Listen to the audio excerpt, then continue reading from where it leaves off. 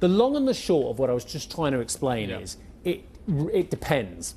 It depends on how the OBR treats debt and what Rachel Reeves decides to do with her fiscal rules and interpret them going forward as well. Just give us your take on some of that stuff that I've just outlined. In short, it matters almost zero for the economy. What? It doesn't matter. We've just spent an hour putting that together. The producer, Jordan, you said it doesn't matter at all. 10 or 20 billion pounds either side on fiscal policy is immaterial for an economy which is more than £2.5 trillion. Wow. Doesn't make a difference. Really? Why are the economists getting so exacerbated about it? Because we need something to write about. This is one of those, what's the adage? We can't see the forest for the weeds. Yeah. A week after this budget, no one will be paying attention to a line of it, would be my view. The sooner we get to it, the sooner households with good balance sheets, businesses with good balance sheets, banks that are well capitalised, will start to look at their own fundamentals and behave according to it. And you can see that today, actually. If you look at consumer confidence, it's down. That's consumers reacting to, well, the foreboding ahead of the budget, but retail sales are up strongly. Yeah. Why? Because fundamentals are good.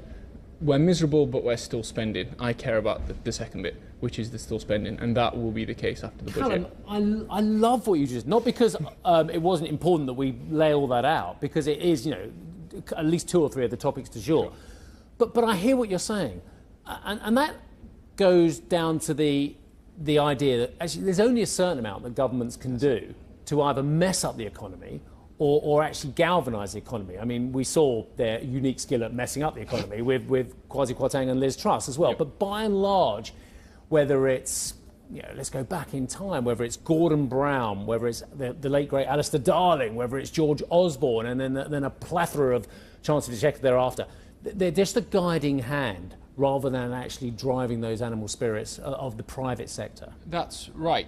The problem that we have is event horizon risk, which is we have 6 weeks from now a point in time where we don't know what the world will look like the day after. And so our nature is to just wait to find out more information. This was the problem with Brexit, with the elections, with the extension to the EU negotiations. This is a small version of that. Once we're past that event horizon and we know what world we're in, we'll just continue to behave as normal. There's a slightly bigger point, which is even if they do a little bit of tightening, well, that's probably the right policy. We're at full employment, the economy is growing nicely, the Bank of England wants to lower interest rates, tightening would be disinflationary. This is a sensible policy mix. It's the explanation of it which is bad. And in a way, this for me is my problem with this whole argument. Quantitative easing, we've just looked at some analysis there, was a very cheap and efficient way to resolve the biggest balance sheet crisis in history. The economy would have had a depression for 10 years had we not have done QE. But there's no free lunch. We're now paying for this policy. Now we can afford it. And the scale of that cost is much, much, much smaller than it would have been had we not have done it. And we would have had double-digit unemployment for 5 or 6 years. And so we're reluctant to pay this cost. And that opens the question, will we be reluctant to repeat this process in the future? What we should have done is be much more careful about QE when we didn't need it. That's the problem, not that we now have to pay for a policy that worked.